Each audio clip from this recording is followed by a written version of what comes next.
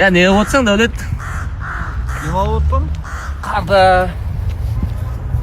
Al kanalımızdan mınanday şubularımız keldi. Eski zamandaki işi polnusu jüm болады, kalın. Razmerde, nəhani razmerme dedim. Men de екі адам сиятым түсет нағаны. Пол дейм, мойынға дейм жауып тұрады. Бақалары 1 миллион деп жатыр енді. Түрі сатылымға келді. Советский, міне советский нелермен тұрды, печатларыменен.